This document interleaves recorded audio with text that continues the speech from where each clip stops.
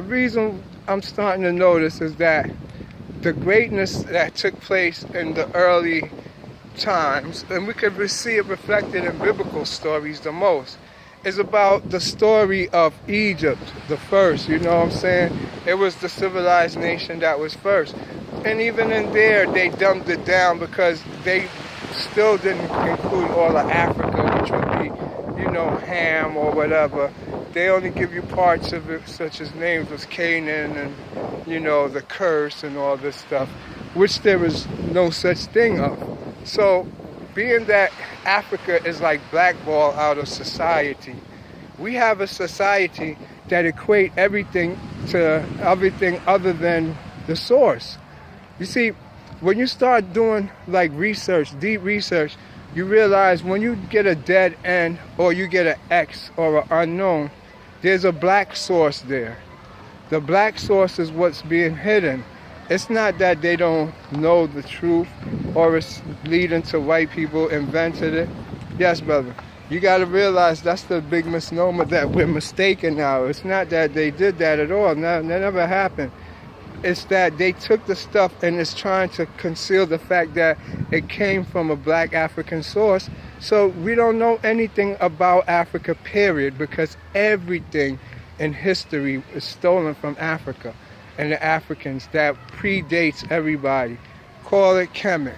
You don't, you know, maybe 20 years from now, Kemet will be the main civilization of the world where everything started. But for now, it's unknown, it's unheard, it's a secret. And it's so funny, same thing with Egypt. Although they know the science of Egypt is metaphysical and deal with spiritual stuff, they act like they don't know, and they're giving you just words to interpret and tell you this God means this God means that. That God never came and told you this. How you know this? You know, them things don't talk. We look at these things and we equate what we want to it. So it pops up in Israel, they call them this. It pops up in Canaan, they call them that. He pops up in Assyria, they call him that. It's the same motherfucker, but they calling it different names. That's all it is.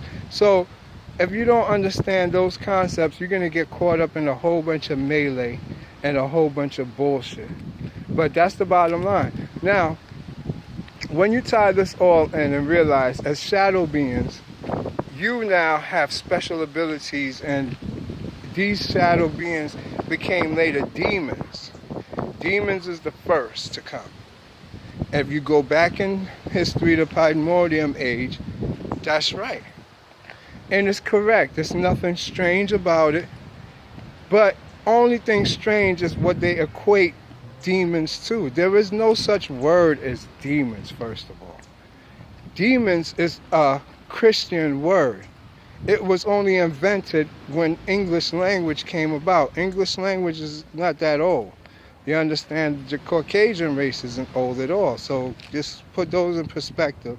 And they was taught that from the Africans or the Egyptians, whoever encountered them first, taught them how to speak. So literally, when you're talking about English, you're saying African. It's a form of Coptic language. It's Egyptian Coptic. But then it's been translated so much, it had to be translated again or transmigrated. It's like Jesus and Horus. Jesus and Horus is the same word. It has the same numerical value in Hebrew grammatica. But the difference now is that there wasn't no J back then. So, no, the H. You got to realize the H was already there. And they switched, the Romans switched, or the Greeks switched the H to a J, which was originally Y or whatever. So you see in ours, the Egyptians, their translation cannot be the original because they only had two letters, which was HU, which was whore eventually. So just because they use an H, show you they're not the originator of it. There was no H. You had to go when the H was a Y. Then you're getting closer. You understand what I'm saying? So that's how I go about dating shit and understanding it. So my point is this.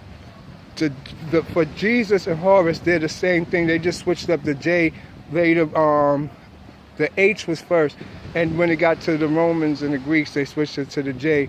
And the same letters is really it's really the same word. It has the same meaning. It has the same value.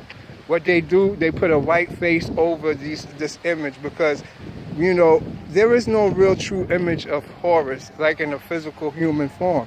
You know, what you see is just him as his personification of the soul. The soul is what he is. When you see bird and half human look, that's signifying a soul from a specific star system. When you see the dog or the wolf, that's Cyrus. That's where we come from, Cyrus Set.